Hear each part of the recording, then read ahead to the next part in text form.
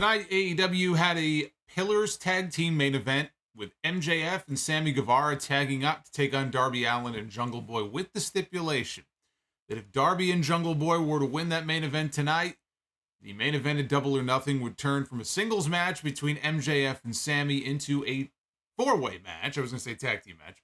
A four-way match for the AEW World Heavyweight Championship. And of course, not a big spoiler here, we all know how this turned out. We are indeed getting a four-way at the pay-per-view for the AEW World Heavyweight Championship. Tonight it was all about, can they coexist? We had the can they coexist storyline in the main event. Could MJF and Sammy Guevara coexist together?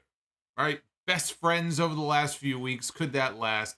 What about Darby Allin and Jungle Boy, right? They've been teasing issues between them underneath the surface. Could they coexist in that tag team match tonight? They would have to if they wanted to be in a four-way for the title at the Double or Nothing show. And so now MJF is going to have to defend the Big Burberry belt on May 28th in Las Vegas, the one thing he did not want to do.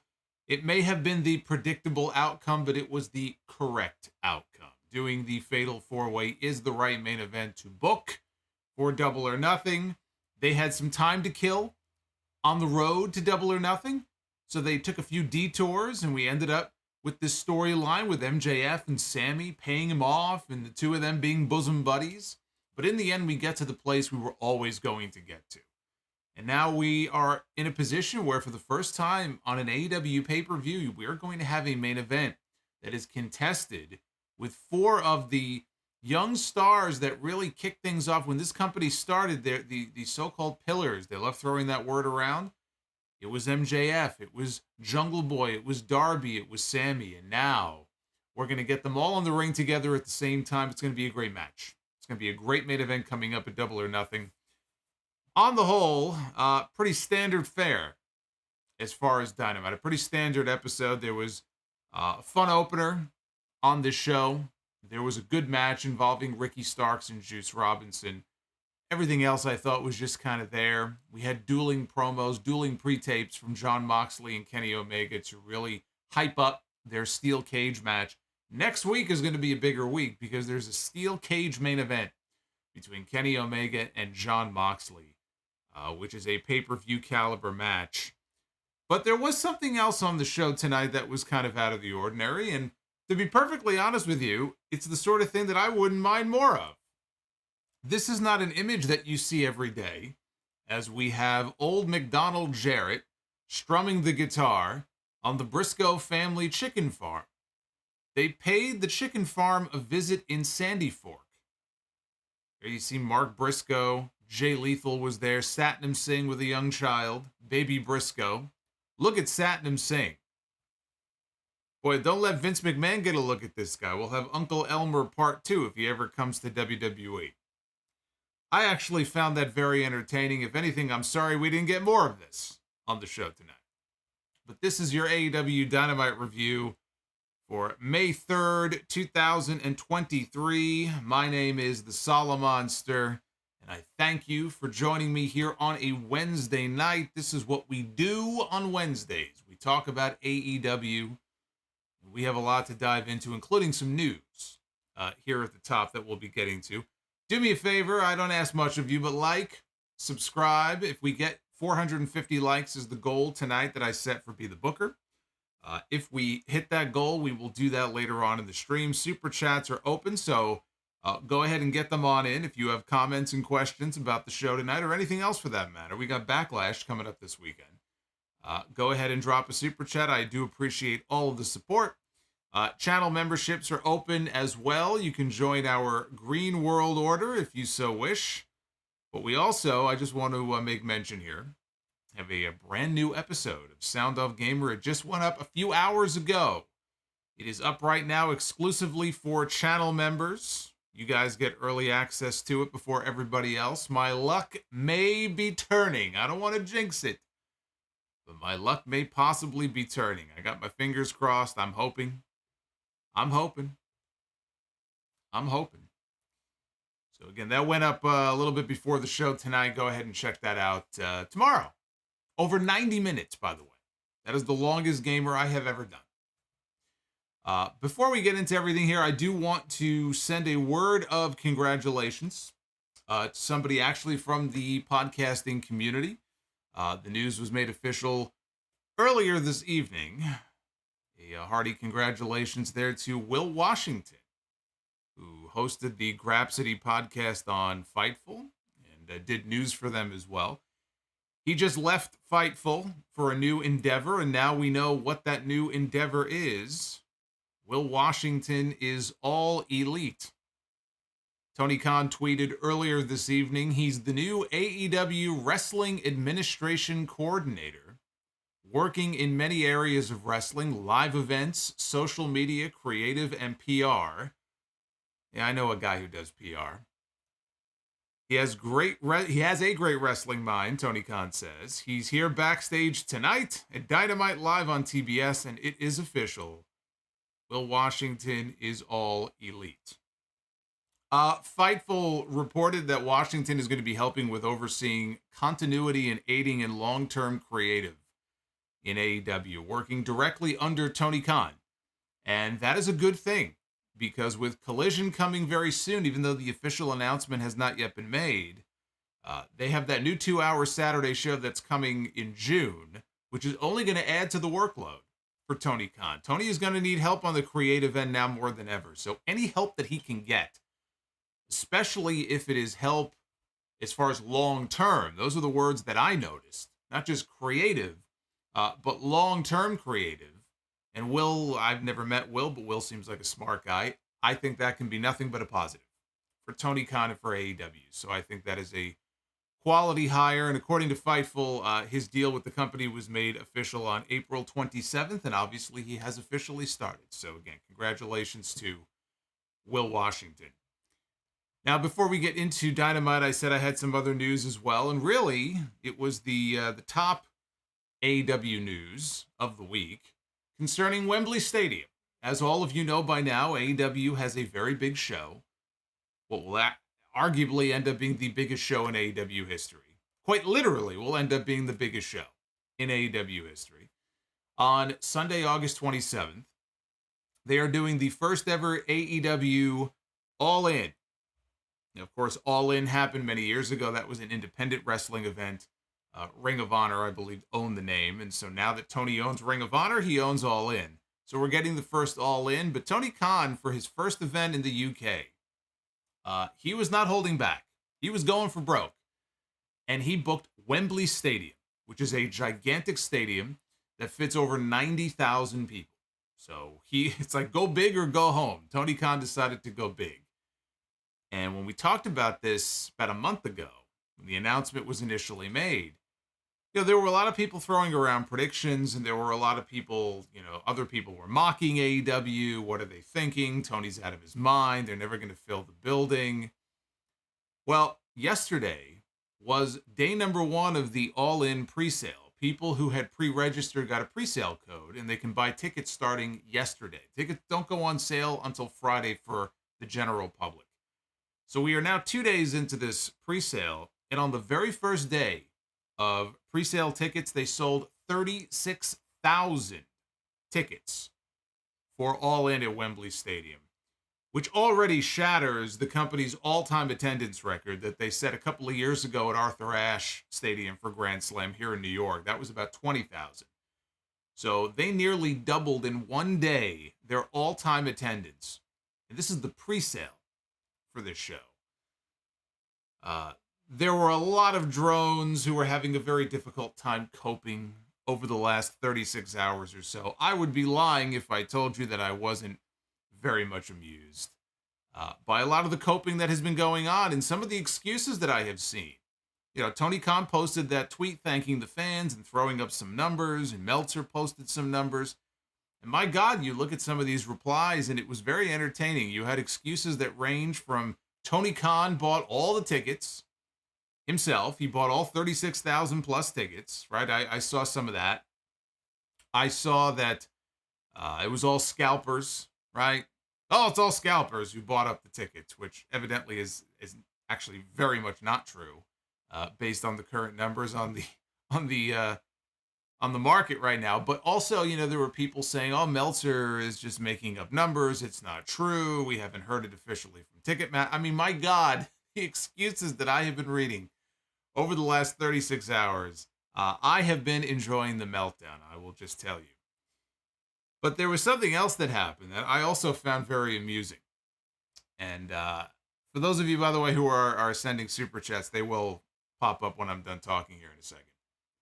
But I want to get through this first. There was a tweet that set off Tony Khan. And it was a tweet from Mike Coppinger, who works for ESPN as a boxing insider. I would question what kind of inside knowledge this man has about anything based on this tweet that he posted.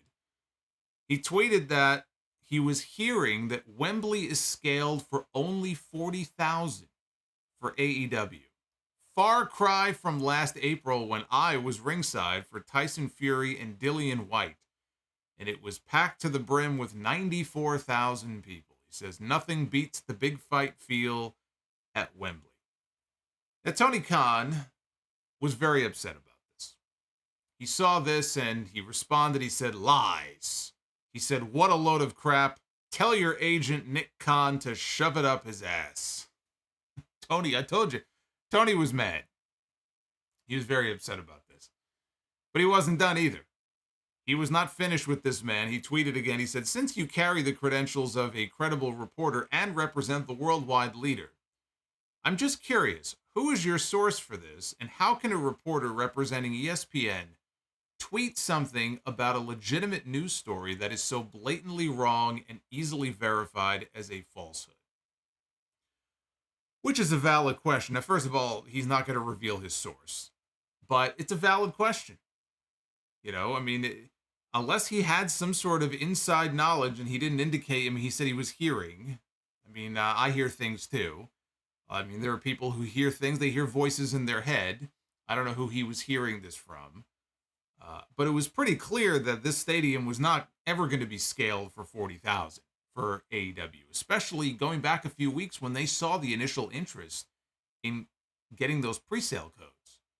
It seemed pretty clear they were going to do at least that much as far as the initial on sale. And by the time we got to August, it would be a lot more than 40,000. So I'm with Tony in that I don't know where this guy got his information from, but he came across very dumb with what he tweeted. Of course, if I were Tony, what I would do, or what I would have done, I would, kill him with kindness. I would extend a ticket to Mr. Coppinger and say, hey, since you were at Wembley Stadium for the big fight last year and you said nothing like a big fight feel, right?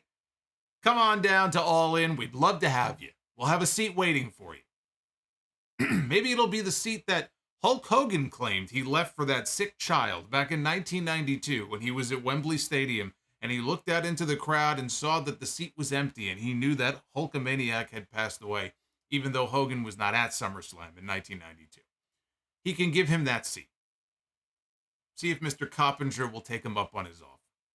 If Nick Khan allows it. He has to ask permission first. On Wednesday, it was a happier tweet from Tony Khan today because we had an update. He said, thanks to our great fans, only 32 hours into the pre-sale for Allin London, we've already sold over 43,000 tickets for over £4.5 million, $5.7 million,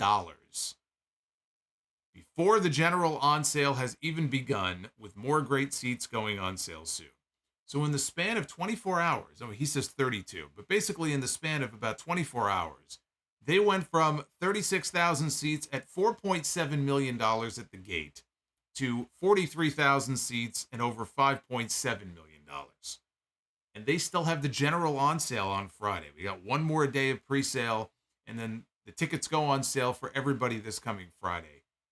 I initially said, when everybody was throwing out predictions about what they thought the show was going to do, and this is going back about 4 weeks, my prediction was that 50,000 was not as outlandish as some people were making it out to be. There were people saying, oh, there's no way. There's no way. AEW has done 20,000 at the most. There's no way they will get that many people in Wembley Stadium. And I said, I wouldn't be so sure about that. I said 50,000 is not as outlandish as some people are making it out to be. And then I revised my estimate about a week later. And I said, I could see this show doing in the range of 60,000. I think was a very realistic outcome for AEW. And seeing what they've done so far here, I think that they could do 70 to 75,000. I don't think that's out of the realm of possibility at all. And there are people who think the event is going to sell out and do 90,000.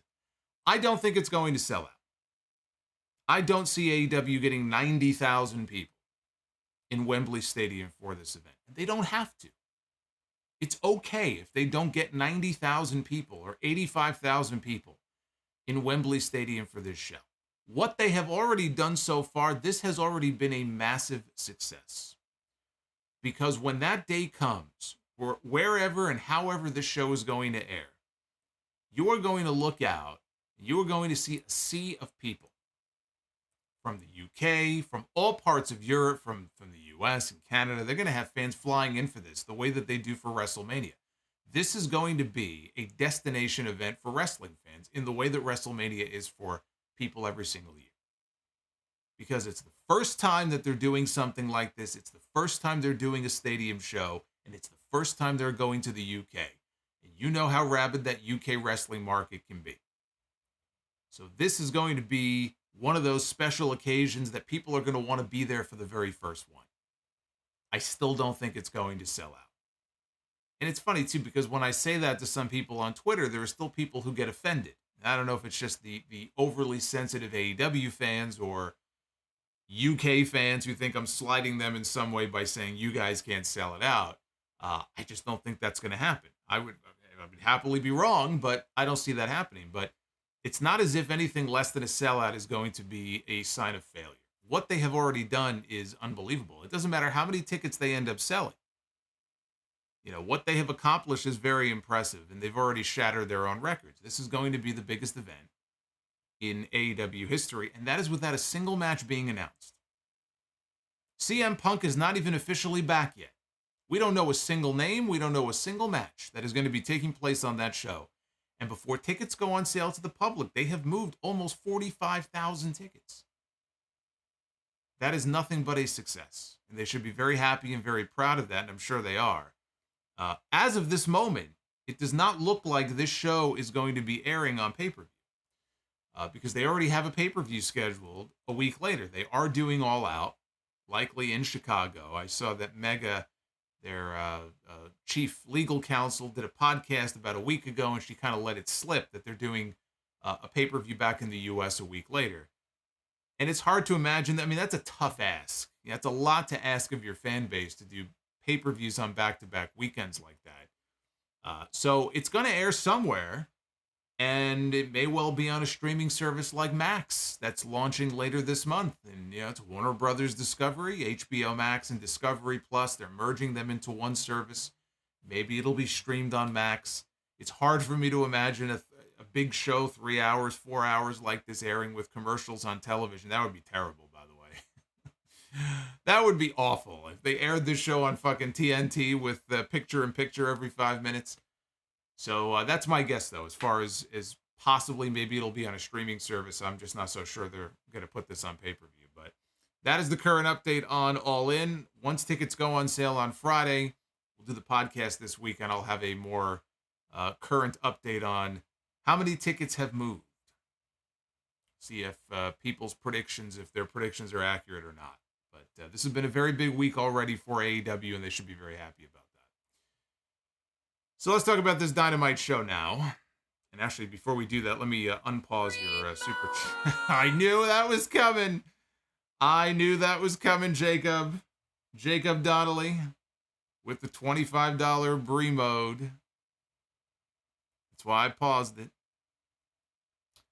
Did I see the OJ Simpson in the chat wants to know if I saw the Louis Dangor news? I did, and I'm not fully up to speed on all the gory details of the story, but what I have read. Oh, is that Gunther? Did I talk over Gunther? I don't know all the gory details of the story. But what I have read and what I have seen so far is pretty disturbing as far as Mr. Dangor is concerned. For those who don't know, I'm sure you can look it up yourself. I only first learned about it a few hours ago, but there have been some pretty pretty disturbing allegations from, I guess, some women that have been levied against Mr. Dangor. So we'll leave it at that for now. But Drew Johnson, thank you very much for that $50 Gunther super chat, which I have updated, by the way. So now you can see Gunther even better in full HD when he pops up on your screen. So, Drew, thank you very much. But Dynamite tonight opened with an 8-man tag team match. Orange Cassidy, Bandido, Adam Cole, and Roderick Strong making his in-ring AEW debut. You guys are an active bunch tonight. Holy shit. Tuxedo T Servo, the clown is in town. Thank you for the Bully the Clown super chat. We're going to have a lot of messages to get through a little bit later on. I didn't say Mr. Dango. I said Dangor. Dangor. Louis Dangor, Give Me Sport. He was the one who said that he wasn't going to be covering the WWE discrimination lawsuit. Didn't want to touch it. Give Me Sport has a little relationship with WWE. We don't want to ruffle any feathers over there, so we avoid anything overly controversial. I have a whole video up on that lawsuit, by the way, in detail, if you want to hear about the lawsuit, as many people did. It's up on the YouTube channel right now. So Roddy, making his in-ring AEW debut tonight as part of this 8-man tag against Parker and Menard, Daniel Garcia, and Jake Hager representing the Jericho Appreciation Society. Chris Jericho came out with them to do commentary, and he was wearing the new Britt Baker shirt with the picture of her and the black eye on the shirt. You know, at least in Jericho's case, him coming out wearing that t-shirt does make sense because he's wearing it to troll her boyfriend. He's trying to get under the skin of Adam Cole, which was working because Adam Cole was seething. He was looking back down the ramp at Jericho. He wanted to get at him in the worst way. He was so angry. But here's the thing I don't understand, though. I was thinking about this. And it was even, I think, in kayfabe. I'm not sure why Adam Cole is so upset. If he was upset about the t-shirt, I'm not so sure why he's so upset about the t-shirt. Because Britt Baker herself went on Twitter and said, with this whole controversy, people saying, oh my God, how can you make a shirt like that? And she went on Twitter and said, well, you know, Saraya and Tony Storm and Ruby Soho, they made the shirt. I may as well make some money off of it if they're going to troll me with a shirt about me. And so that was sort of her justification for putting that shirt on the AEW shop site. So she endorsed it. So I'm not really so sure what Adam Cole is so upset about. So Cole walked up the ramp. He was trying to go after Jericho. Parker and Menard, they cut him off. In the ring, Bandido held Parker up for the delayed vertical suplex. He got the crowd to count along with him. He counted all the way up to 9 until Menard broke it up. Bandido then tried the same thing to Menard. Then Parker stopped it. They tried for a double suplex. Bandido reversed it, and he suplexed both of them heading into the first picture-in-picture break on this show. Always fun to watch Bandido do those spots. And it's easy to get the crowd into it because, you know, visually it just looks, it's a cool-looking spot. And as he's holding the guy in midair like that to get the crowd to chant up to 10, Bandido is great. So the JAS, they had Orange Cassidy in a bad way. He hit a Stun Dog Millionaire to Matt Menard. Got the hot tag to Roddy, who went on a tear, and his offense looked crisp, it looked solid, and it looked brutal. I thought he looked great here. He throws those chops, man. They rival Walter. And it's a shame we only got one match between them on a random NXT at the beginning of last year. That is a program I would have loved to have seen. So he hit the angle slam on Jake Hager, connected for a 2 count. He tagged Cassidy back in, who got locked in a Daniel Garcia sharpshooter. And at that point, the match broke down. It was all action at this point. Garcia kicked out a beach break by Orange Cassidy. Cassidy and Bandido then hit stereo dives out onto Garcia and Hager on the floor. Roddy nailed Parker with a leaping knee strike, and Adam Cole, who made a blind tag, he lowered the boom with that knee strike right to the back of the head and picked up the win for his team. And as soon as the match was over, Adam Cole did not waste any time. He was not waiting for the match announcements or anything like that. He exited the ring. He sprinted up the ramp towards Chris Jericho, towards the announce desk. And Jericho is standing at this point, right? And he's standing and he's got the headset on and he's very clearly looking in the monitor. Now, unless this is like the original Scream movie where Gail Weathers planted the camera in the house, right, to see what was going on at the house party, and then she goes back to the news truck and the news guy with her is like, ah, shit, there's a 30-second delay. Unless there was a 30-second delay on this monitor, it was very silly, the fact that Jericho is standing there, and he could clearly see that Adam Cole is charging towards him up the ramp. And he just no-sells it and pretends like he has no idea until Adam Cole finally arrives. And Adam tackled him through the set that's behind the announcers, and he knocked it over, and he's pounding away on Jericho until security finally arrives, and they break the two of them up. So I thought that this was a fun opener.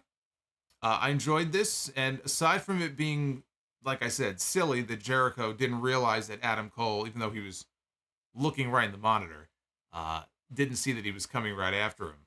I liked him tackling Jericho through the set, and the set kind of collapsing a little bit around them. I thought that was a cool visual. He had good intensity here, as he should, given what happened to him and his girlfriend a few weeks ago. Adding Britt Baker has now added a personal element to this, as over-dramatic as I felt that angle and her calling out Austin was a few weeks ago. It adds a personal element to it and gives Cole a reason to be really, not just offended, but just pissed off to the point where he wants to murder this man. This is not just a wrestling match. It is not just a wrestling angle. Jericho went and did something to make it personal. So it kind of fans the flames a little bit more that way. And it's a little bit different in that respect from feuds that Jericho has had before. It differentiates this one a little bit from the past ones. After the break in the back, we saw security escorting Adam Cole out of the building, who wanted to get at Jericho. Jericho is yelling, yeah, get him out of here, get him out of here. And so they take Cole out of the building. Britt Baker shows up. She starts yelling at Jericho, and she slaps him, and Jericho takes a bump to the ground in doing so, and she then called him Bitch Jericho. See, now that's something that you can put on a t-shirt. We'll see if Bitch Jericho catches on. The Blackpool Combat Club, they were in a stairwell in the back. Hey, Silver Tower just gifted 5 channel memberships to some fine folks here on this channel. Silver Tower, thank you very much. And you 5 folks now have access to Sound Off Gamers. So I know what you guys are going to be doing when we're done here. You can go check out episode 5. So the Blackpool Combat Club, like I said, in a stairwell in the back, Bryan Danielson is cutting a promo that we could not hear because in the initial 5 or 10 seconds here, the audio was turned almost all the way down. So we could not hear what Danielson was saying. It is inexcusable to me that after all these years, this company still, every single week, has audio issues on this show. I don't understand it. They have a great production team there, but it's always the audio issues. And I don't know why. I don't get it. So Danielson said that he recalled a certain legend in the business, saying that he was the best there is, the best there was, and the best that there ever will be. He said he found that very arrogant, that said legend thought that nobody would ever be better than him. Well, he said it because it's true. Danielson said that he's better, and he's the best wrestler in the world today, and if not, that it's one of his fellow stablemates. And he pointed at Wheeler Yuta, and he said that he hopes this little shit, which is what he calls Yuta, he hopes that this little shit ends up being better than him someday. Good day, mate. How you doing, mate? Good day. So He said the Blackpool Combat Club is all about bringing out the best professional wrestlers possible, unlike the Elite. And then Jon Moxley said that they are just blades, searching for pieces of iron to sharpen each other. And then he focused on his steel cage match coming up next Wednesday with Kenny Omega, and said that their previous matches in 2019 and 2020 may well have been a decade ago. May as well have been a decade ago. It was like a lifetime ago. Because this is a new Jon Moxley. This is a new version of himself. And he vowed to leave one hell of a mark on Omega next week. And indeed, that cage match is going to be taking place on Dynamite next week. And that is a pay-per-view caliber match that they are giving us next week. One observation. Bryan Danielson has been the de facto leader of this faction ever since he came back. He's the one who goes out there and cuts promos on behalf of the entire group. But I've noticed that he has yet to get physical in any way, shape, or form. Or take bumps from anybody. Since the Iron Man match with MJF at Revolution. So it's been 2 months, and he really has not gotten physical over these last several weeks. And we've seen all the other members of the Blackpool Combat Club brawling with the Elite and getting physical and taking bumps and doing moves, but not Bryan Danielson. And so I don't know if it's a case where he's not medically cleared, if he suffered some kind of concussion or injury in that match at the pay-per-view, I'm not sure. But it's something that, as these weeks have gone on, has become more noticeable. That Danielson is the mouthpiece, but he really isn't doing anything physical. We had Saraya one-on-one with Willow Nightingale. And Saraya rolled out to the floor to start out the match. Willow followed her. Saraya, though, ducked behind Ruby Soho and Toni Storm. And Saraya got back in the ring first. She attacked Willow. A little while later, Saraya distracted the referee, Paul Turner, while Ruby and Toni put the boots to Willow, which took us into the picture-in-picture commercial. Willow battled back with a spine buster and a DVD, but Toni Storm took the referee, so the ref now once again distracted. Ruby got into the ring and she got pounced right into the ropes. She took a stiff pounce, did this woman. Toni Storm then ate a shot of her own. Saraya hit Willow with the fisherman's buster that she calls Good Night. It's a night with a K. Play off her name, get it? Good Night. And she pinned Willow to win the match. After the match was over, the Outcasts were beating down Nightingale in the ring when we heard the theme music of a former AEW Women's World Champion. And it was the return of Hikaru Shida. Came down to the ring and she had her trusty kendo stick with her. Shida gets into the ring. She kind of hesitates at first. There's a bit of a standoff with her and the Outcasts. And then she smirks. She smirks and she embraces the Outcasts. And everybody boos. It looks like Hikaru Shida has turned heel. She has aligned with Saraya and Toni Storm and Ruby Soho. And they handed Shida a can of green spray paint. And they're holding Willow, waiting for Shida to spray her in the face. When all of a sudden, and unbeknownst to the heels, who sneaks into the ring behind them but Britt Baker and Jamie Hayter? They don't realize it at first, but then they turn around and they see Hayter and Baker. And then Shida, we realize at this point what's going on. This is all a ruse. This is the Shida Swerve. I have dubbed thee the Shida Swerve.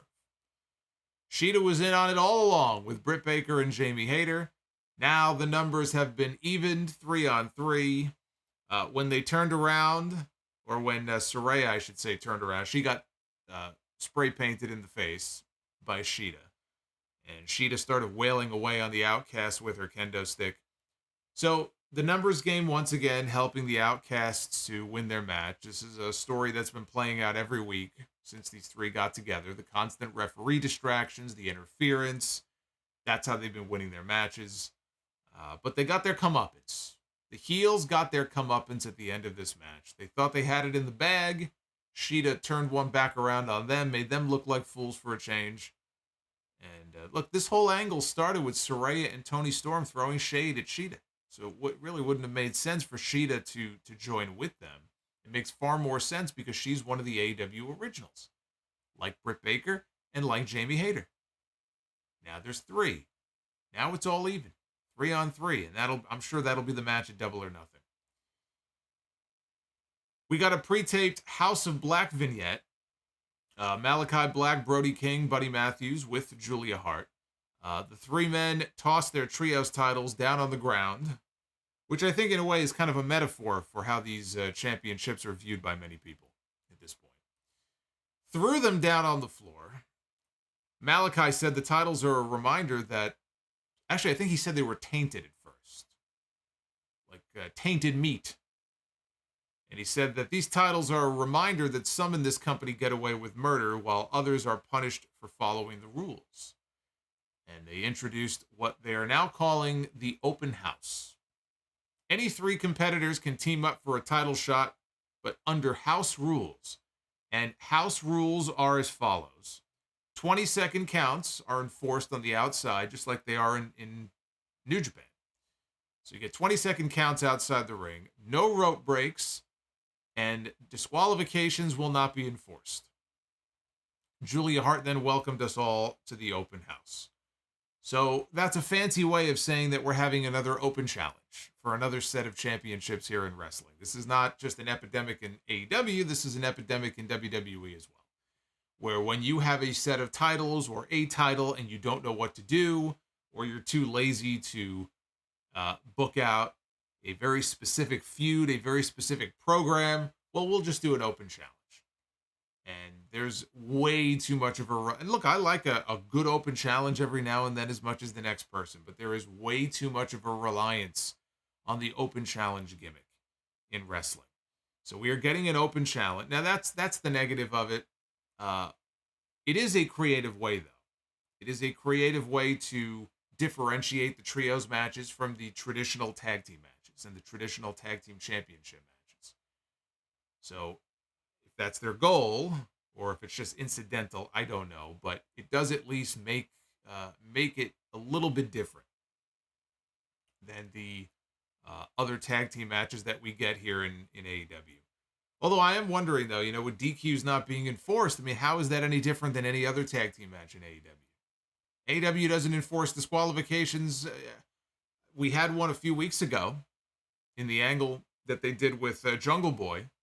Or was that a countout? That wasn't even a disqualification. That was a countout.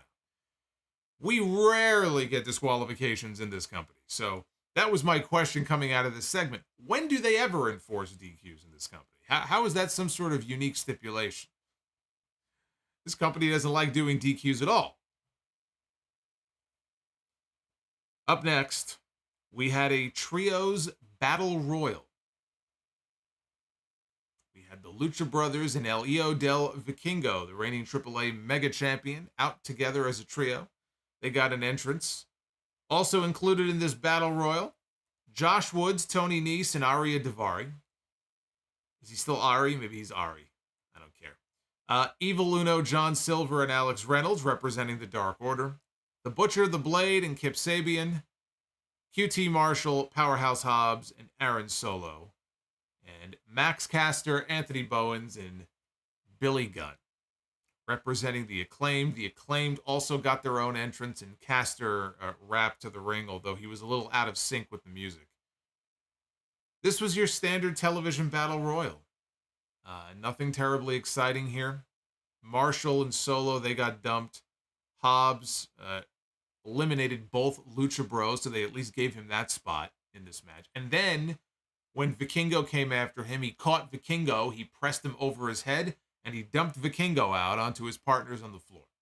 So they at least tried to give Powerhouse Hobbs something in this match, even though they did him dirty with that TNT title run. So Hobbs was posing a little too much. He ended up getting eliminated by the Acclaimed. While the Acclaimed were celebrating, Caster got eliminated by the Butcher, and then it came down to 3-on-2 until Anthony Bowens launched the Blade to the floor to even the sides. Bowens ran wild until he got thrown over the top rope. Held on, though, by one hand. And we got Stereo Famousers by Billy Gunn and Anthony Bowens, which led to a double elimination of the Butcher and Kip Sabian to win the Battle Royal for the Acclaimed and Daddy Ass here on this show. I don't know what the point of this battle royal was. There was no mention of it being for anything. I'm really not sure what the purpose of this battle royal is. Now, the fact that they aired this immediately after that House of Black vignette would kind of be a tease that the winner of the battle royal is potentially going to be next in line to challenge the House of Black for the trios titles. And if that's the case, the only issue I have with that is the fact that the House of Black just announced this new open challenge.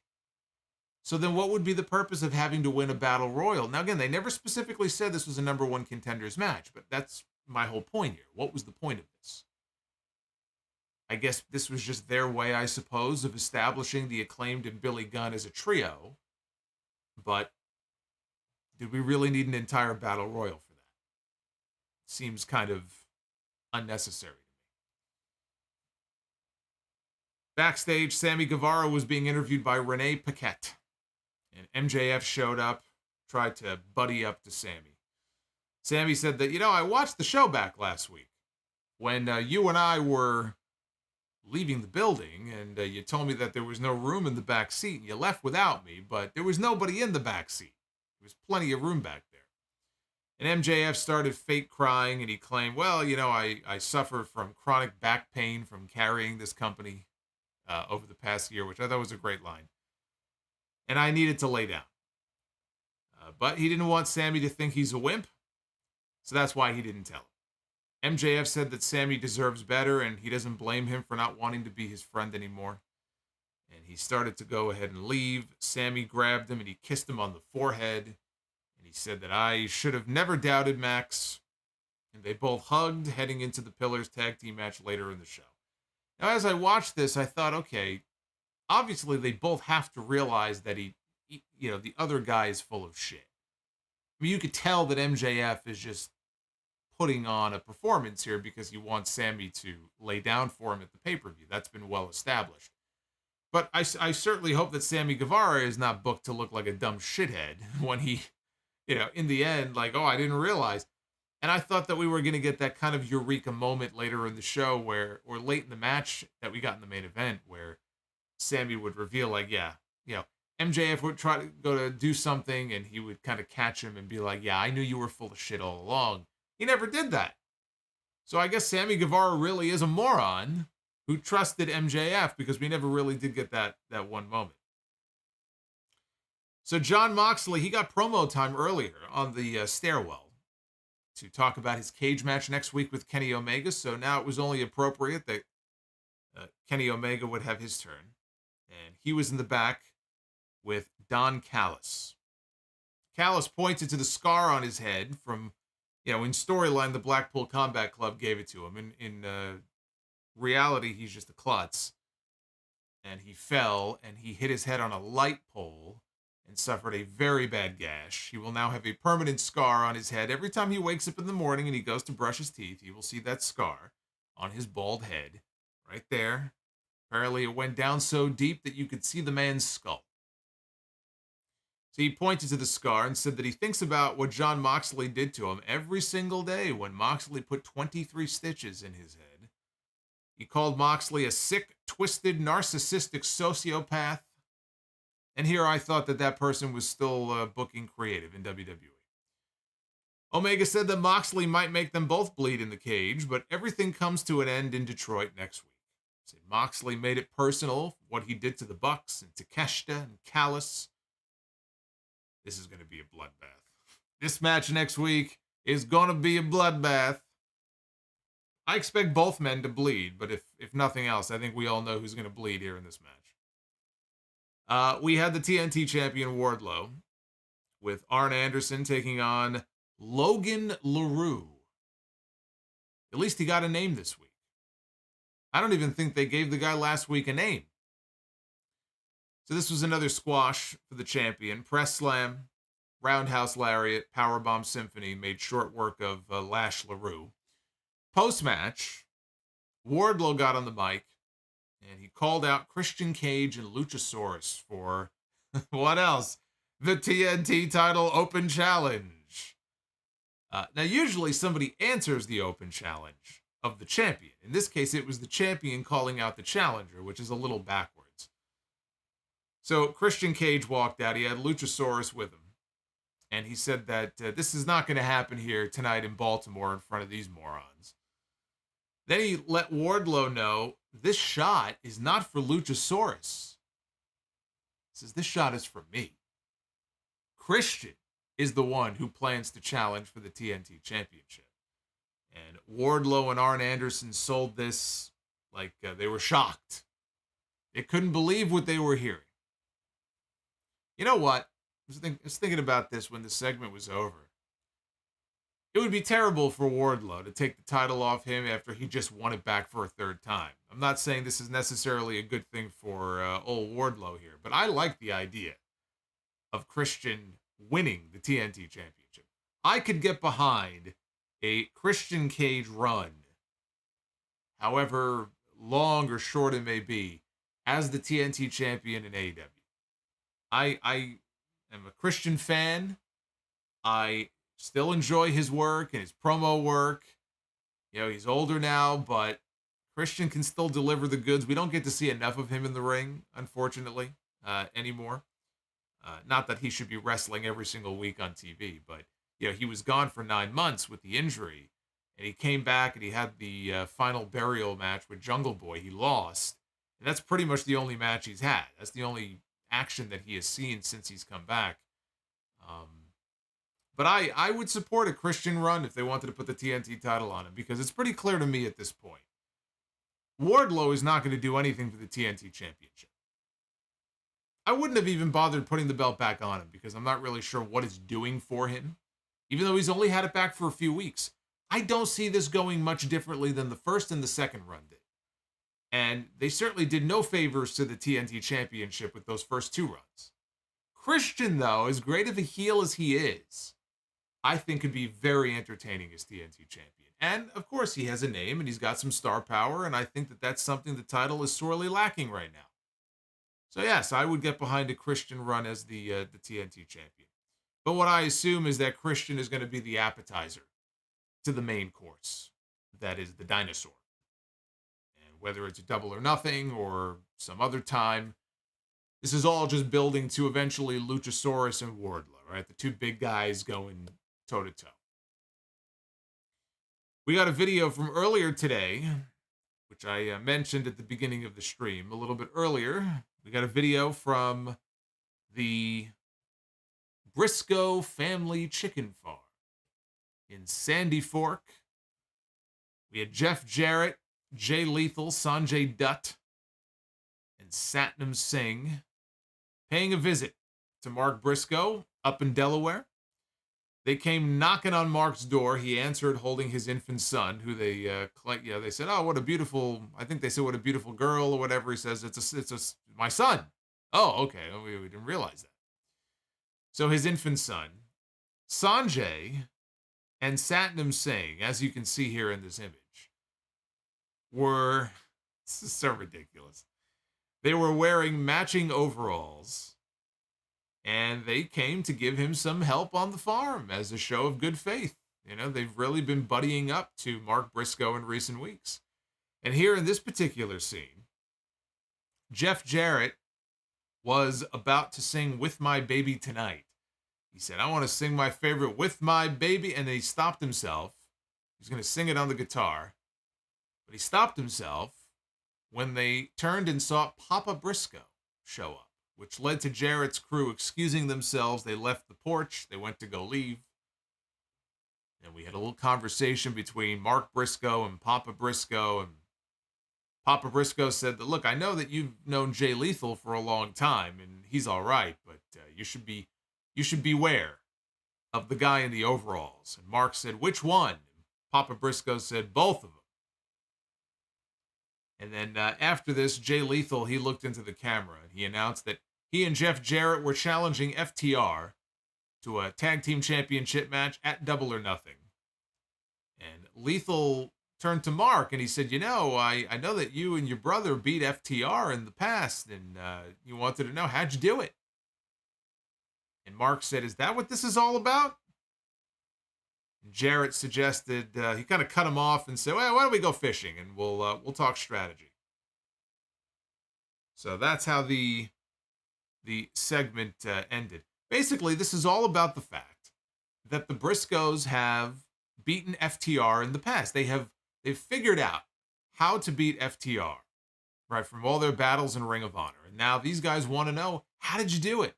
Because they've already had a shot before at the tag team titles. Although I think that was against the, I guess that would have been against the Acclaimed, wouldn't it? The last time they had a tag team title match? But, they were not successful in their first attempt at those titles. And this time they want to make sure that they master their strategy. So that's why they're being so nice to Mark Briscoe. They want to find out from him, what do we need to do to beat FTR? So now it makes sense why they're being so overly friendly to Mark Briscoe recently. But I think that we need more vignettes from the chicken farm. We need more vignettes of Jeff Jarrett from the chicken farm. I thought that this was very entertaining. And when the segment was over, and I saw Mark Briscoe was there, and I saw Papa Briscoe was there, my only thought when the segment was over was, man, I miss Jay Briscoe. And it's the damn shame he's not there anymore. We had Ricky Starks one-on-one with Juice Robinson, who had Jay White in his corner, both men representing Bullet Club Gold. You can buy it at a convenience store near you. The match spilled over to ringside. Starks whipped Robinson into the barricade. Juice started gouging at the eyes of Ricky. Set up for a pile driver, but Starks backdropped him on the floor.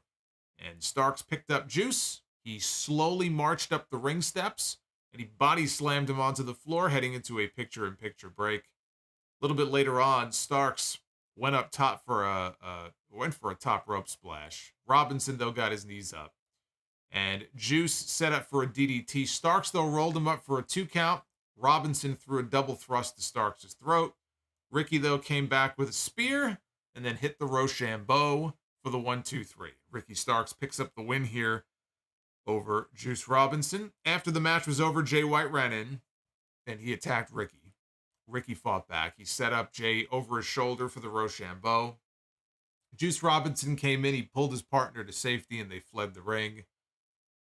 Jay White's arrival in AEW has been very underwhelming so far. And he hasn't been there for very long. It's been a month and a half maybe. Not a very big sample size so far to go by, but it's been very underwhelming so far. And now they're clearly building to Double or Nothing. It's going to be Jay White one-on-one. It's not official yet, but it will be. Jay White one-on-one with Ricky Starks. And I think those two are going to have a kick-ass match. It's going to be really good. It's a great spot for Ricky to be in as well, working against a former IWGP champion. I know he's not as big of a star in the AEW world as Chris Jericho was when Ricky feuded with him. But this will be good, I think, for both of them and to go out there and have a really good, assuming they click together. We've never seen them in the ring one-on-one, but it's an opportunity for Ricky Starks to go out there on one of the few pay-per-views they have throughout the year, have a match on the show, but have a match on the show against somebody the caliber of opponent that Jay White is. I don't see this being anything but very good, and Starks needed this win. If he's going on to face Jay White, then he has to beat Juice Robinson, so him winning made sense. But I'm just saying, so far, this has been a very underwhelming 6 weeks, or however many weeks it has been. We don't get to see much of Jay White on television anyway, at least not on Dynamite, or hear from him very often. I'm hoping that coming out of Double or Nothing, though, once they get away from this, when this is over, I'm hoping that will change. He's too good not to be featured in a more prominent role on this show.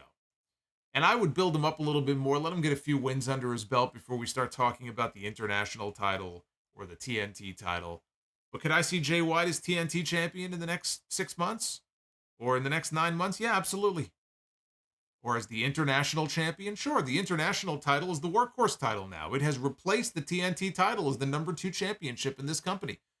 So yeah, you bet your ass I could see Jay White holding that title, and I would have him in contention for that title. In fact, we have Forbidden Door coming up in June, and I know they like doing AEW against New Japan, and we're going to have that on the show. But that doesn't mean that every single match has to be that. Jay White used to be with New Japan. He isn't anymore. Maybe that's the match to do on June 25th. Maybe at the Forbidden Door show in Toronto, the match to do is Jay White challenging Orange Cassidy, who's been on this incredible run since December as the international champion. Maybe he drops that title to Switchblade Jay White. Because that title is more important now. It is more valuable. It is perceived that way than the TNT title. So we're not even thinking about the TNT title right now. Orange Cassidy and Jay White for the international title at Forbidden Door.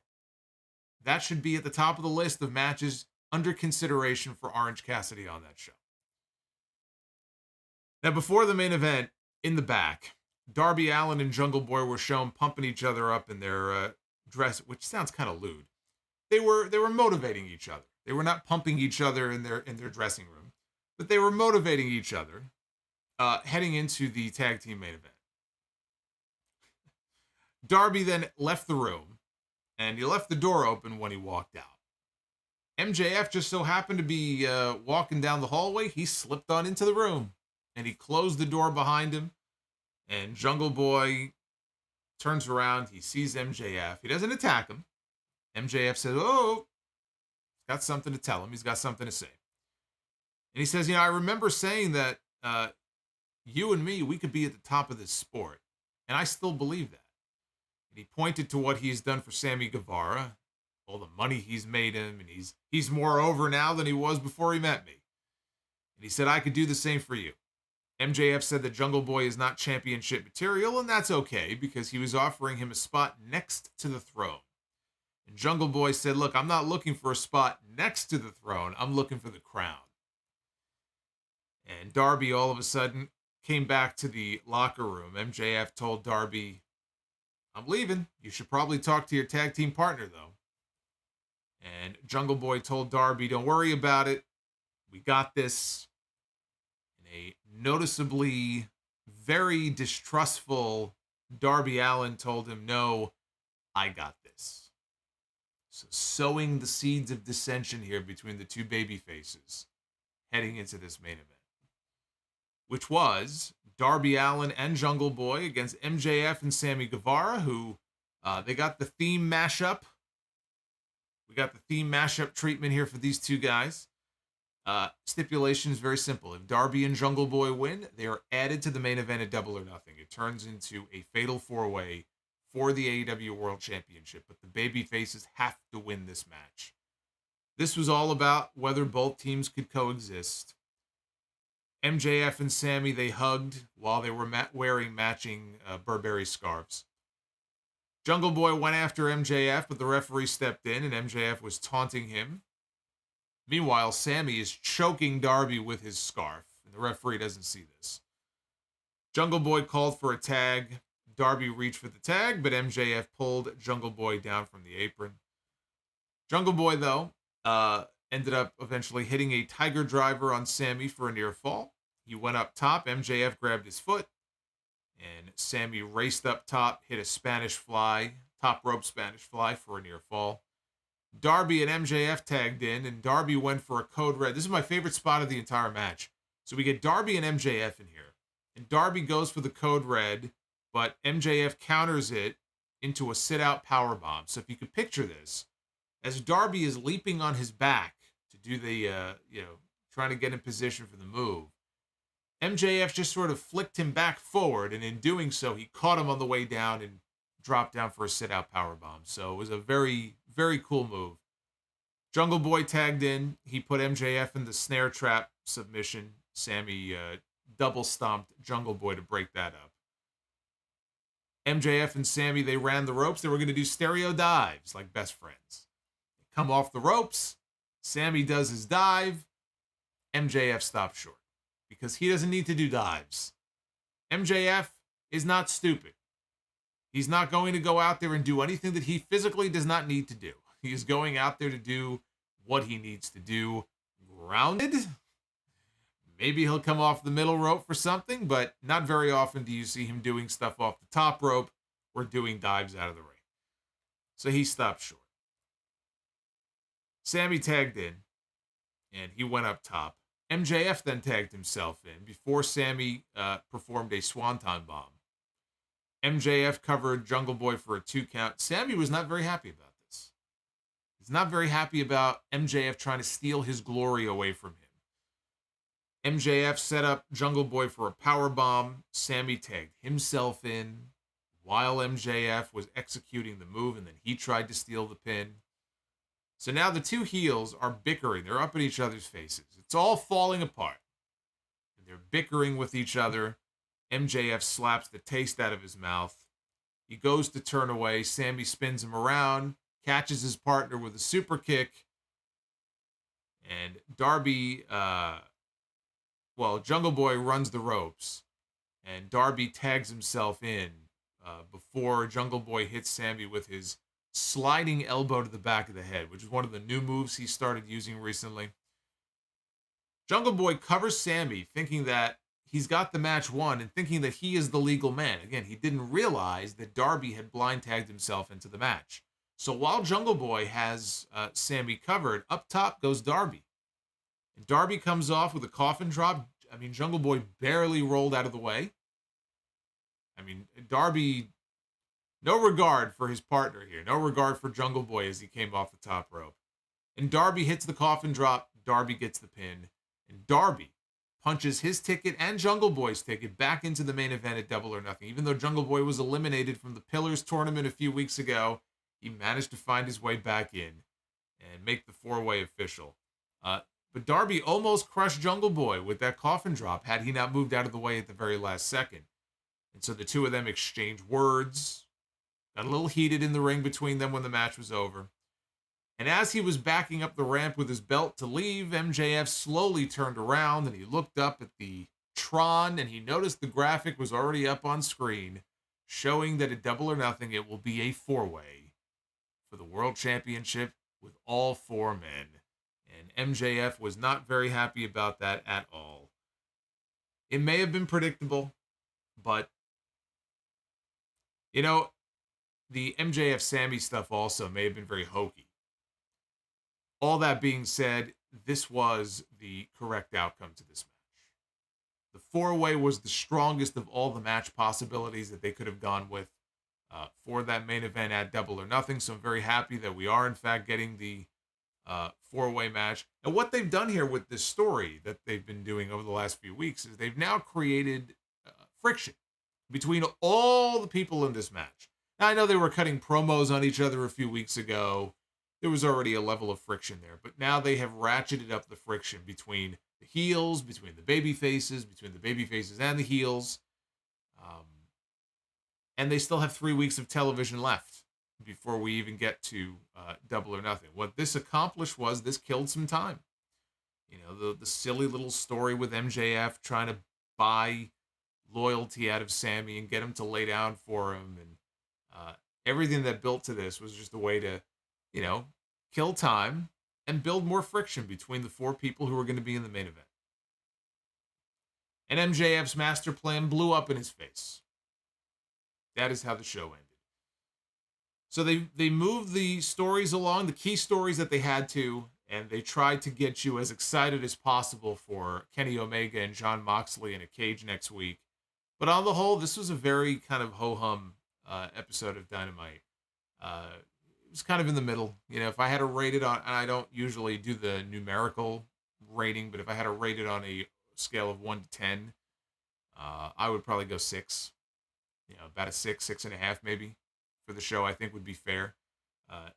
Nothing terrible, but also nothing terribly exciting. But then again, given some of the shows that we have gotten, I would look at the show we got on Monday night, the friggin' draft, and some of the matches we got, and I will happily take a show like this that we got tonight from Dynamite. Sometimes it takes seeing shows like that to even more appreciate what we get on these Wednesday shows, even in a week where it's not overly exciting. At least we still got some pretty good wrestling on the show tonight. Now, Rampage on Friday, surprise, surprise, is once again bumped, I think for like the 5th week in a row, out of its usual time slot. So it will be airing on Friday night at 6:30 Eastern. You can have dinner and watch Rampage. The lineup is the firm deletion match, which I will have to check this out. Because I was a big fan of the final deletion all the stuff from the Hardy compound, from Impact, and even what WWE did. So I will check this out. Maybe not on Friday, but I will check this out. It will be Matt and Jeff Hardy, Isaiah Cassidy, and Hook taking on Ethan Page, Big Bill, Lee Moriarty, and Stokely Hathaway. Mark Briscoe has a match against Preston Vance. Jade Cargill will be in action, and the Lucha Bros and Vikingo take on Powerhouse Hobbs, QT Marshall, and Aaron Solo.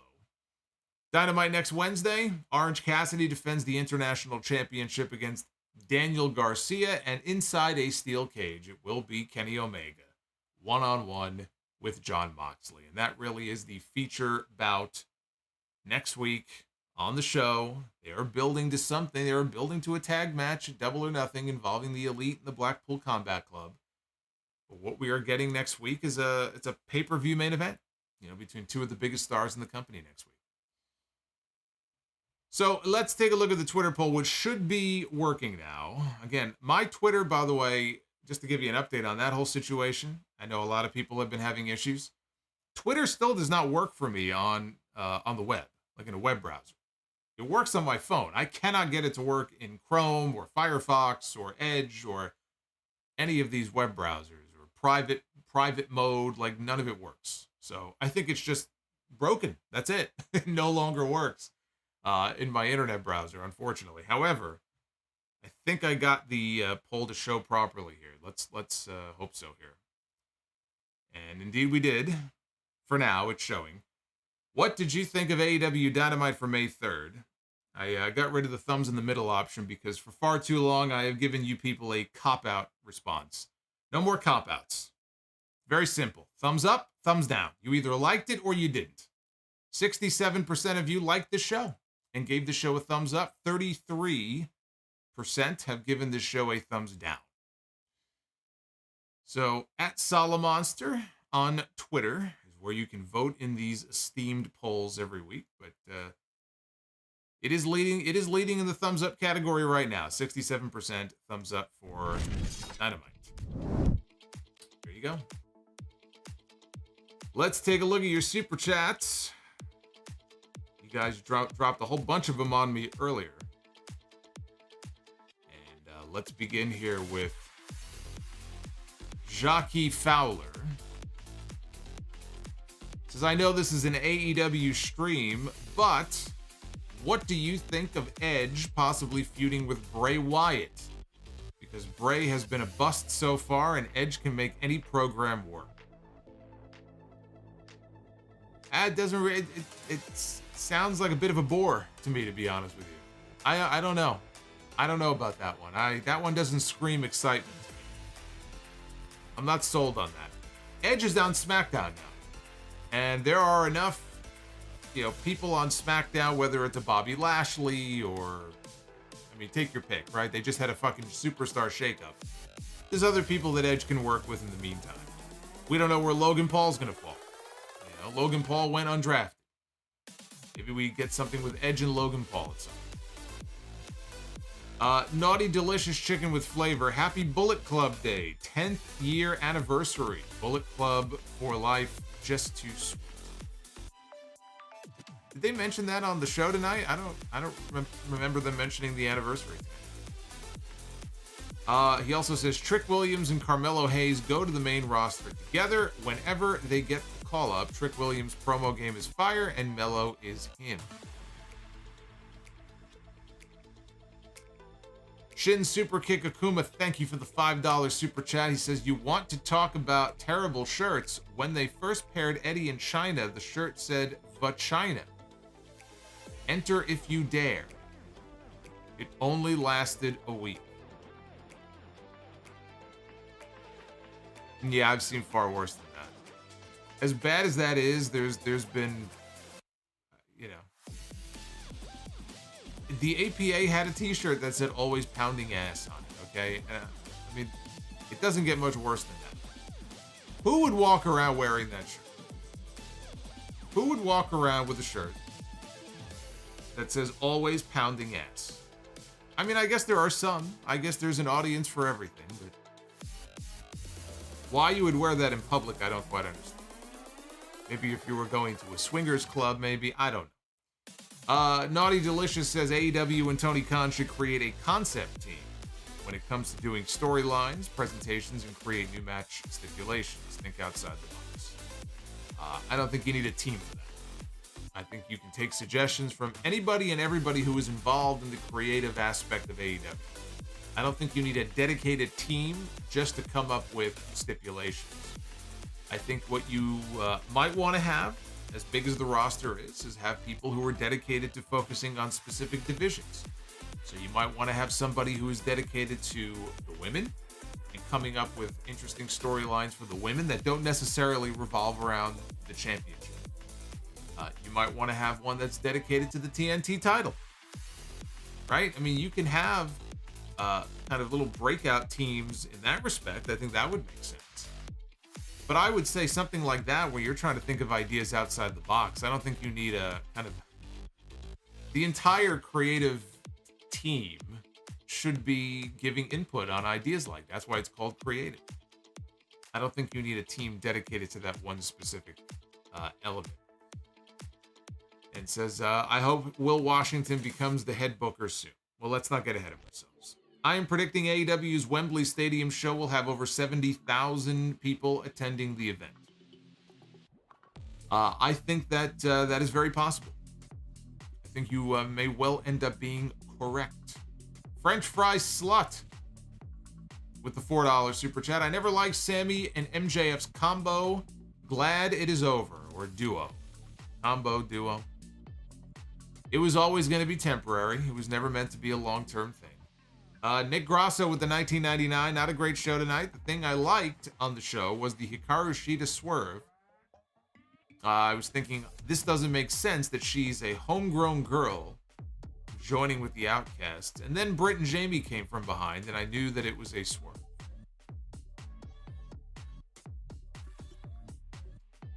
J-Ray with the $5. Congrats to Tony Khan and AEW. Live Nation has reported that the official numbers are 45,000 sold so far for Allin at Wembley Stadium.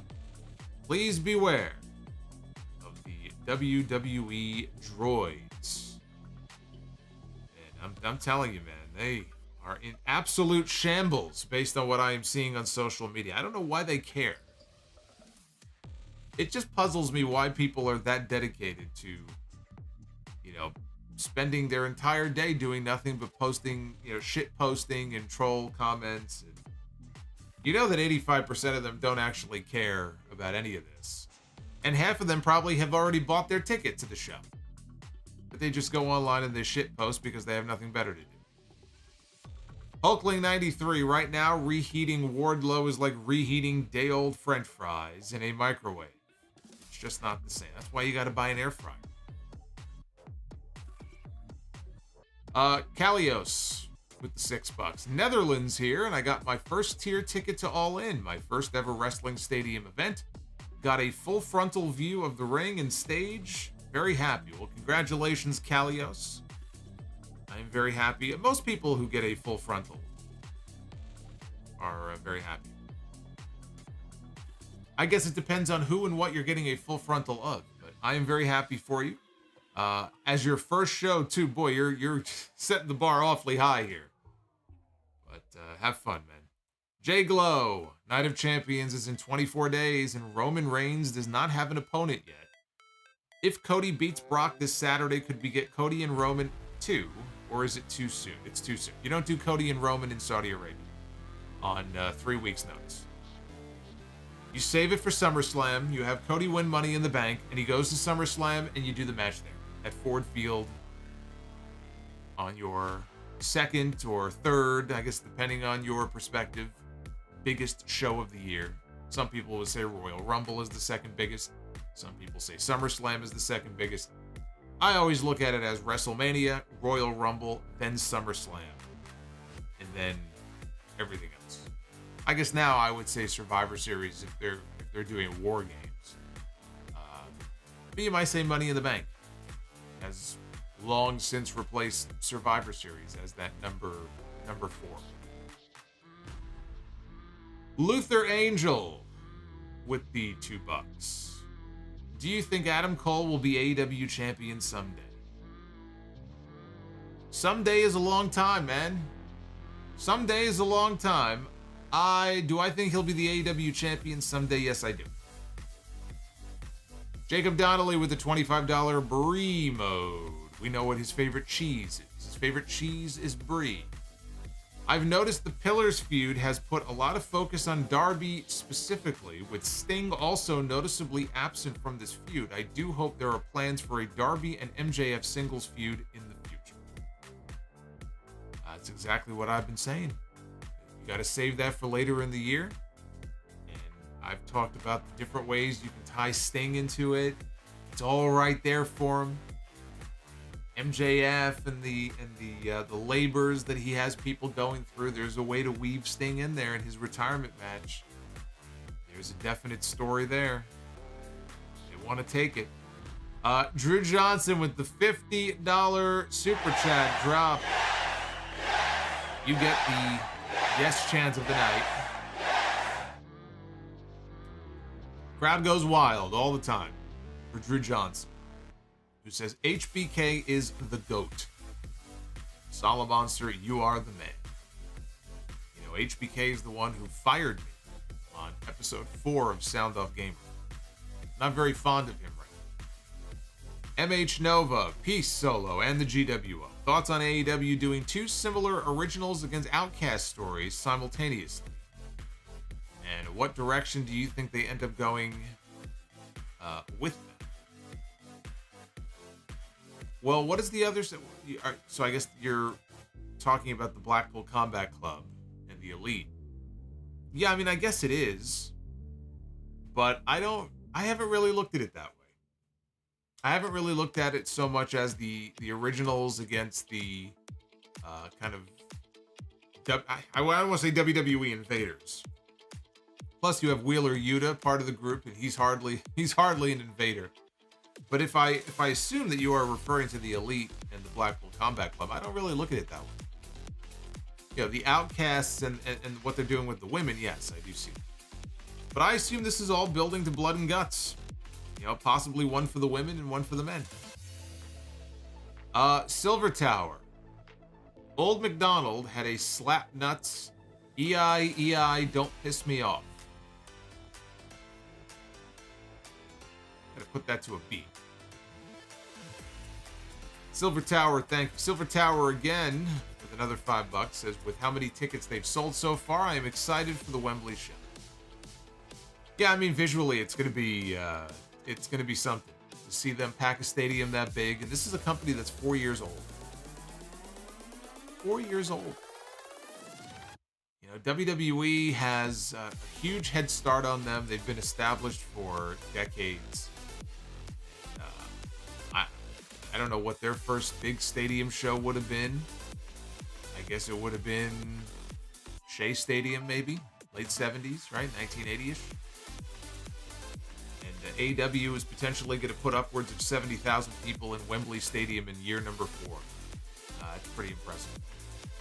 No other wrestling company has done that quickly. Tuxedo T Servo, never underestimate how crazy the Brits are for wrestling. That Wembley show atmosphere is going to be nuts. Say, Tuxedo, thank you for the $30 Bully the Clown. And look, if it was 10,000 people, their first show in the UK, that atmosphere was always going to be nuts.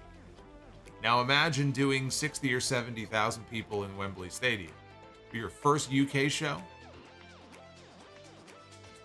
It's going to be something.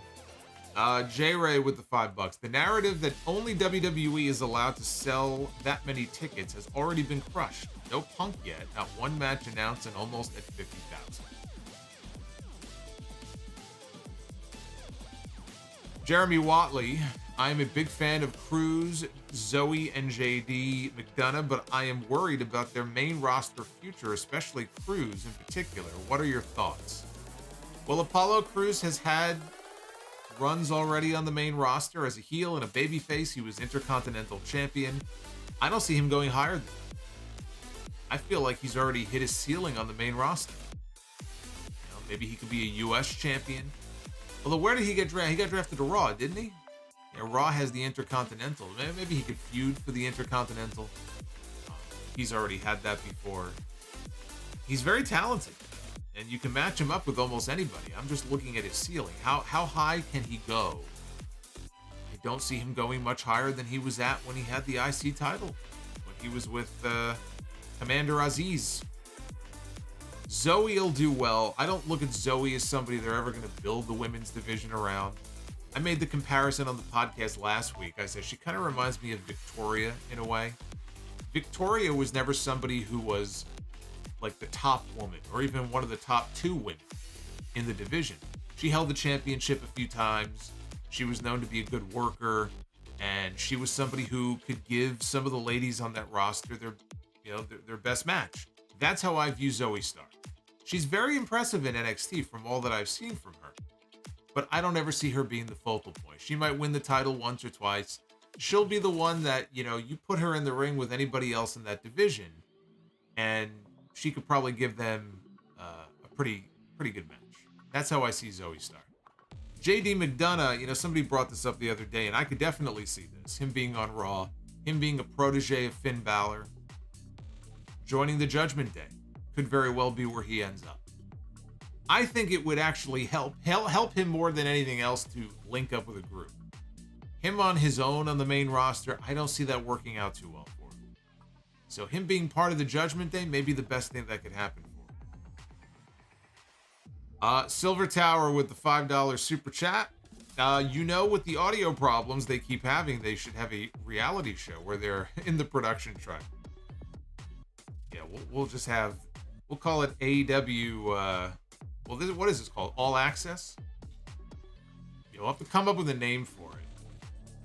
And it'll just be nothing but being in the truck whenever there's somebody going overtime in their promo or something doesn't work. You see everybody freaking out and cussing, and I think that could be, actually, I would probably watch a show like that. We're only 15 likes away from Be the Booker. We're very close. So hit that thumbs up if you guys want to book some matches here. EJ Slamp with the $4.99. I don't think I've ever heard you talk about Bill Shaw before. Do you have any opinion on him? All I know is that he hired Eric Bischoff and then he left. I know who he is. I have no opinion on Bill Shaw.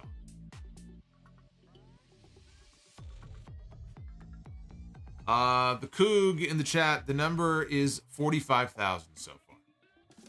Very possible they will hit 50,000 in pre-sale tickets tomorrow. Rocky Road, go Tigers. Great to see JV and Max back in Detroit. Naughty Delicious Chicken with Flavor. I do a Jay White against David Finlay at Forbidden Door. If Jay White wins, he gets reinstated back to New Japan.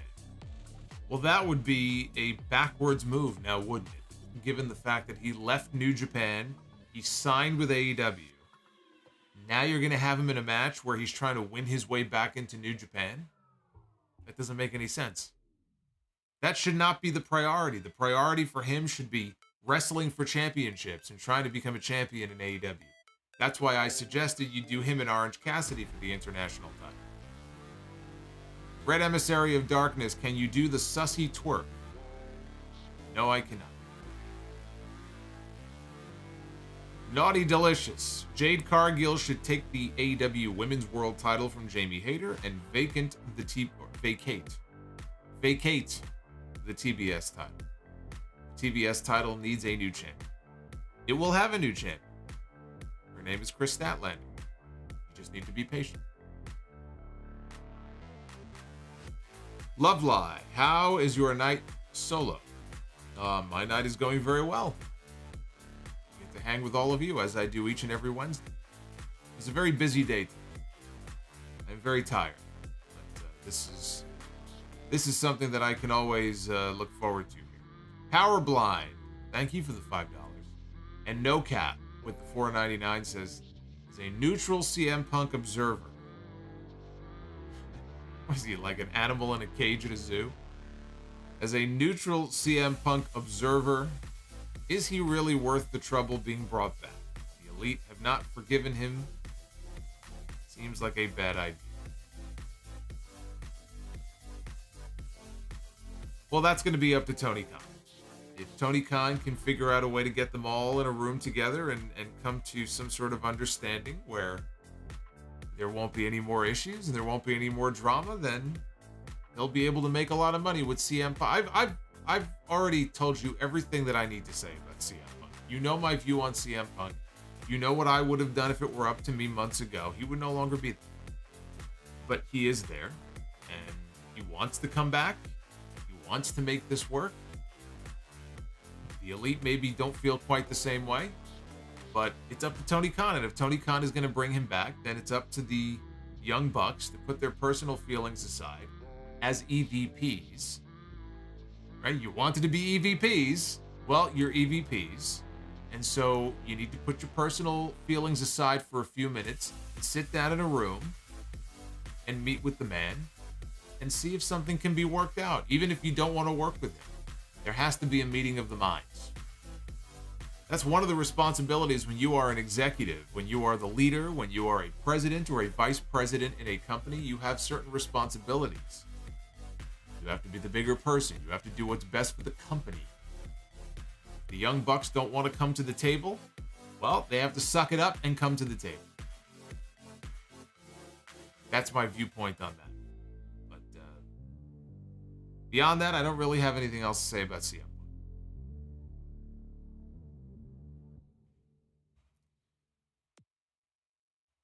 Thank you for all of the questions. It's a good variety there in the questions tonight. Some WWE, some AEW.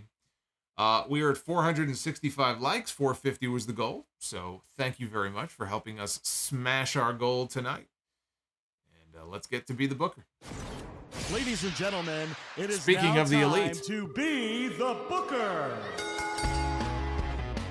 There they are on screen. It is time for Be the Booker, everyone's favorite segment where we try to book some matches. You know, I may just do what Tony Khan can't do. I might end up booking Kenny Omega and CM Punk, right? You never know what this thing is going to land on. Adam, yes, I have seen Will Sasso doing the Jesse Ventura impression. He is fantastic. If you close your eyes, you would swear it was Jesse. You know who else has a great Jesse Ventura impression? Karrion Kross. And if you've never seen it before, just go to YouTube when we're done here. Type in Karrion Kross, Jesse Ventura. You'll get the clip from the... they were in a gym working out, but he did an interview with Chris Van Vliet. And Chris is working out, and Kross is just sitting there, man. He's talking about the Gulf of Tonkin. He's trying to hype him up. Close your eyes. You would swear it was Jesse Ventura. Maybe that's the gimmick. Maybe he needs that as his new gimmick in WWE. He could pretend to be Jesse Ventura. We begin here with the Heartbreak Kid, Shawn Michaels. This was a very pilled up Shawn Michaels trying to gut his way through the main event of WrestleMania 14, which was no good. Even Steve Austin says in his own words, and he was in the ring that night, he thought that match was the shits. I've seen these two have much better matches, but that's what happens when you go into a match with a couple of herniated discs in your back. It's a little bit hard to have a great wrestling match. Drew Johnson's going to be very excited that we landed on Shawn Michaels, since that is his favorite wrestler. Shawn Michaels is going to go one-on-one with Andrade El Idolo. A great wrestling match that would be. Maybe not the marquee name of some of the other people in Be the Booker, but Prime Andrade against Prime Shawn Michaels in the ring would be a fantastic match. That would be tremendous. Again, not a match I've ever really even given any consideration to, but that would be a very good match. Todd, yeah, I think it was. I think that was Jim Johnston next to HBK. I think Jim Johnston was doing guitar, I guess, or whatever he would have been doing during the live performance there at WrestleMania. On the ladies' side, we begin with Tori, Kane's former love interest. Old Tombstone Tori. Former member of D-Generation X. Tori going to go one-on-one with Ivory. Tori and Ivory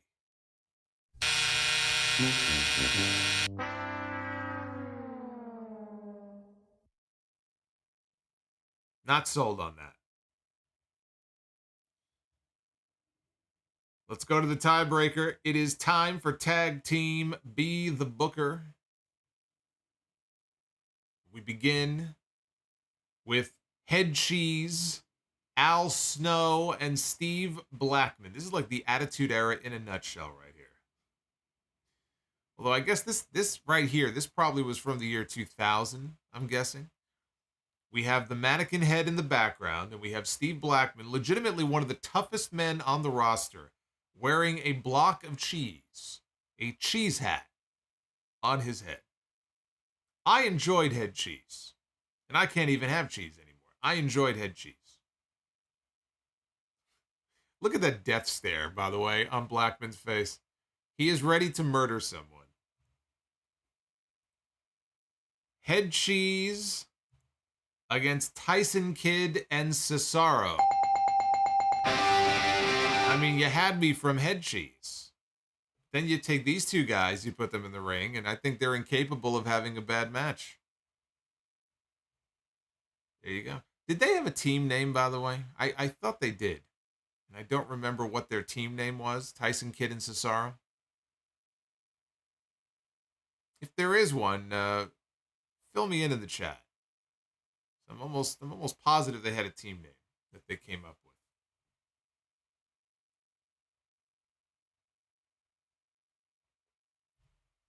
But for the life of me, I can't remember what it was. This Friday night, SmackDown is in San Juan, and Bad Bunny will be on the show, and I will be here to review it with you on Friday night for the SmackDown stream. And then 24 hours later is Backlash. I will be live here on YouTube covering Backlash post-show. So come on back here to YouTube on Saturday night.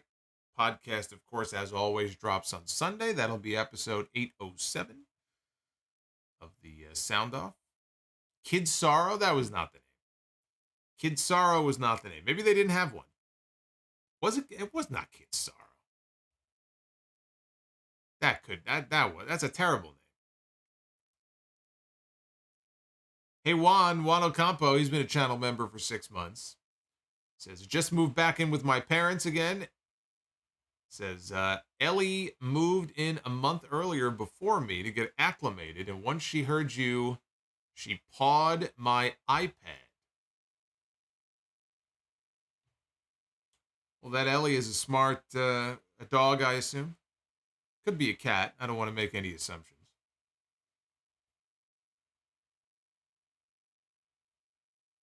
Thank you, Juan. Ellie knows, man. Ellie knows. Oh, I hear the voice. Not that voice. Oh, my God. Oh, my God.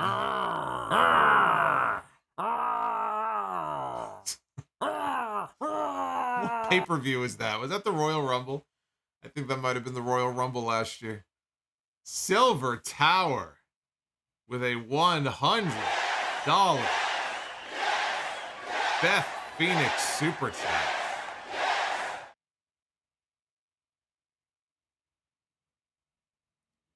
Thought I made that the $90 one. I could have sworn I changed that. I made that the $90 one, but this came in as $101. Hey, Silver Tower Men, thank you, brother, with the gifted memberships tonight. Now dropping the Hundy Bomb, which really gave us a nice little jolt here at the end of the stream. Silver Tower lately, man, has been killing it on these streams. Bombs away, yes, indeed, bombs away. Naughty Delicious Chicken with Flavor says, Tombstone Tory against Ivory. The winner gets to take Solomonster out for a movie date. I'll take them both out. We can have a 3-way date.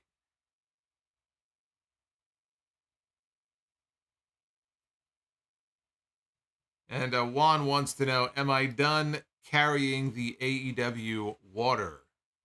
Water pails. He said pals. Water pails. Yeah, I told you, man. I mean, I'm Carrying water for WWE one week. I'm carrying water for AEW. I've never been accused of carrying water for Impact, oddly enough. Kind of strange. But, man, I'm carrying so much water, man, these guns, let me tell you. That's the one good thing about carrying all that water. People think I should be working for Poland Spring, man. I don't have to go to the gym. Just keep carrying that water, man. My arms will be as big as Hulk Hogan in his prime. Scott Steiner. Scott Steiner's arms used to be so big, it looked like there was a little man inside, pushing the muscles up. It was ridiculous. He had muscles on top of muscles. It was actually quite disgusting.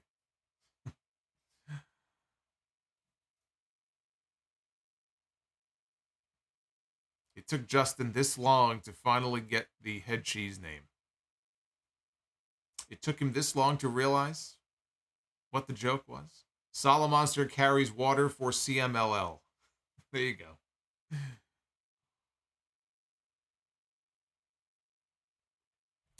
Would I add a new belt to the wall behind me? I would not, because there's no room. But what I do occasionally do is I take one down and I put the Solomonster belt up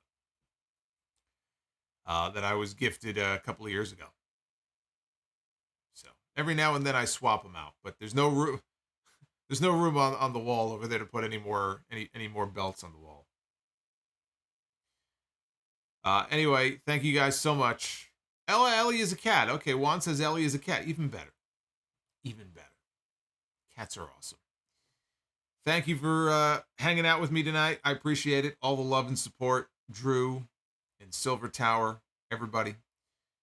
I'll be back with you on Friday night. Again, right back here for SmackDown. Saturday night for Backlash coverage. And if you're a channel member, go check out the new Sound Off Gamer. It's over 90 minutes long.